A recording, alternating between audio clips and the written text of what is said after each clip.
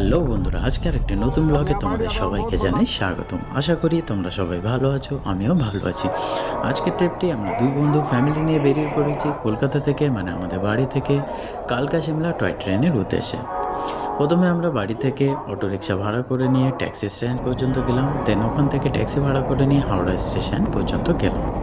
দেন ওখানে 12 নম্বর প্ল্যাটফর্মে আমাদের 12333 বিভূতি এক্সপ্রেস, যেটা 7:55 ছাড়বে ও আসানসোল গিয়ে পৌঁছাবে 10:27, যেটা যেতে সময় লাগবে 2 ঘন্টা 32 মিনিট।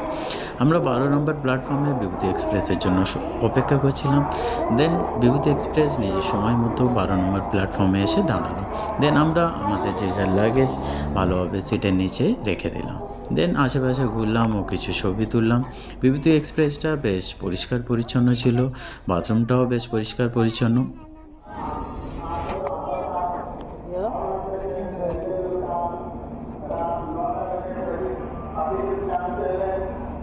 ট্রেন ছাড়ার ঘণ্টাখানিক পর বাড়ি থেকে বানিয়ে আনা mix fried rice, mix noodles ও চিলি চিকেন দিয়ে আমরা ডিনার কমপ্লিট করলাম।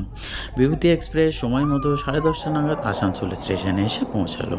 হাতে 2 ঘন্টা সময় থাকায় আসানসোল স্টেশন এদিক ওদিক ঘুরে বেড়ালাম ও কিছু ছবি তুললাম।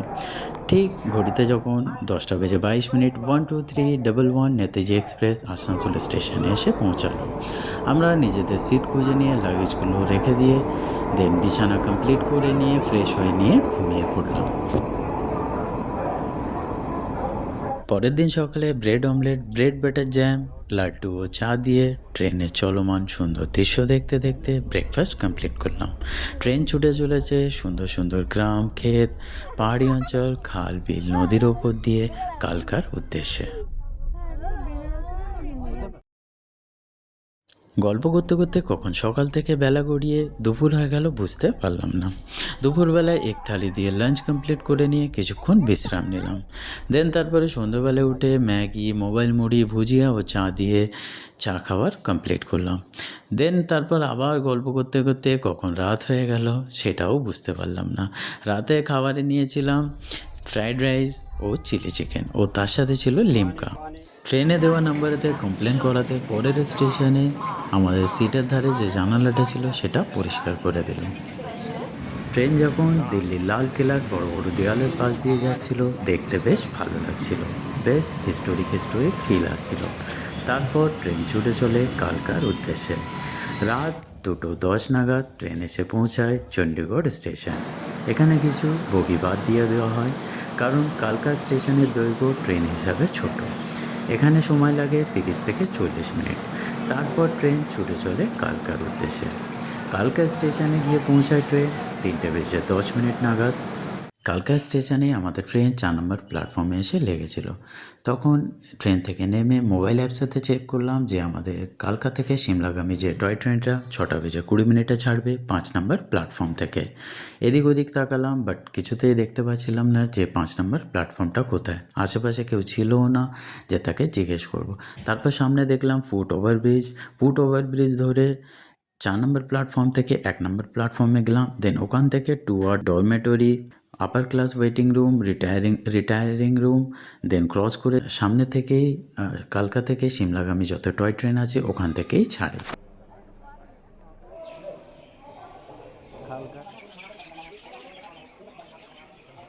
তারপর আমরা আপার ক্লাস ওয়েটিং রুমে গিয়ে লাগেজগুলো রেখে দিলাম।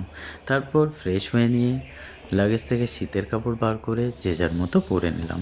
আপার ক্লাস ওয়েটিং রুমে একটি পুরুষ ও একটি মহিলাদের বাথরুম ছিল। বাথরুমগুলো বেশ পরিষ্কার পরিচ্ছন্ন। তারপর ওয়েটিং রুম থেকে বেরিয়ে চা খেলাম ও কালকা স্টেশন এদিক ওদিক ঘুরে বেড়ালাম ও কিছু ছবি তুললাম। मतलब आपके इसका चैनल क्या नाम है? ट्रैवलर शेख भाई। कौन सी मुझे के बताओ भाई। ट्रैवलर शेख भाई। ट्रैवलर शेख। ठीक है भाई। সামনে যে টয় ট্রেনটা রয়েছে এটা হচ্ছে শিবালিক এক্সপ্রেস। কালকা থেকে সিমলার উদ্দেশ্যে ছাড়ে 5:45 আর সিমলা গিয়ে পৌঁছায় 10:40।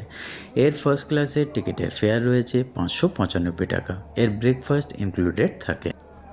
আর এই যে টয় ট্রেনটা রয়েছে এটা হচ্ছে কালকা সিমলা এক্সপ্রেস। এই টয় ট্রেনটা করেই আমরা সিমলা যাব।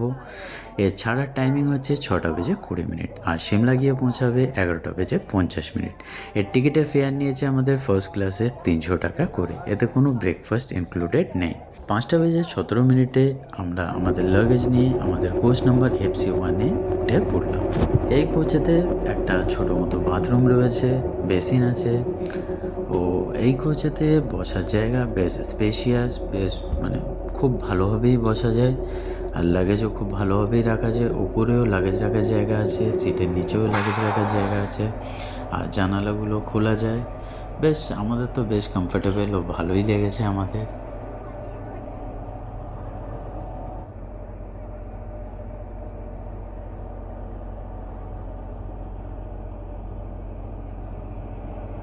শিবালিক এক্সপ্রেস নিজের শিডিউল অনুযায়ী 5:45 কালকা থেকে সিমলার উদ্দেশ্যে রওনা দিল।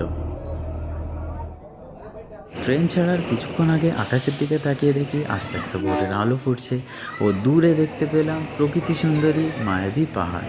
এই ট্রিপে এই প্রথমবার পাহাড়ের দেখা মিলল। ট্রেন ছাড়ার আগে খুব খিদে পেয়েছিল, তাই ব্রেড অমলেট ছোলে ভাটুরা দিয়ে আমরা সকালের নাস্তাটা করে নিয়েছিলাম। তো বন্ধুরা, ভিডিওটি শেষ পর্যন্ত দেখার জন্য ধন্যবাদ। আশা করি ভিডিওটি তোমাদের ভালো লেগেছে। ভালো লাগলে লাইক, কমেন্ট, শেয়ার ও সাবস্ক্রাইব করতে পারো। পরবর্তী পর্ব খুব তাড়াতাড়ি আসতে চলেছে, দেখতে থাকো, ভালো থাকো।